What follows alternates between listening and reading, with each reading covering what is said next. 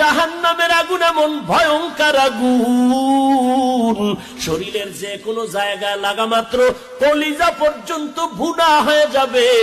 মদিনার নবী বলতেছেন 500 বছর দূর, ওই 500 বছর দূরের থেকে জাহান্নামের আগুনের গরমটায় আসিয়া জাহান্নামীর শরীরের মধ্যে যখন লাগবে, জাহান্নামের আগুনের গরমে শরীরের চামড়াগুলো খসে খসে পড়ে যাবে।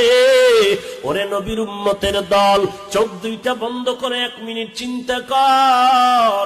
একটু ওই কবরের মধ্যে যাওয়ার পর, যেখানে আপন নাই, কেউ বাতি নাই, গুনাহগার হয়ে যদি কবরে যাও, এরে বান্দা ওই মাটির চাপ সহ্য করতে পারবি? ওই কবরের মধ্যে জাহান্নামের আগুন সহ্য করতে পারবা নি রে বাবা? আল্লাহর কাছে ক্ষমা চাও, ও আল্লাহ আমার মতো দুর্বল আর কেউ নাই, একটা বেতের বাড়ি সহ্য করতে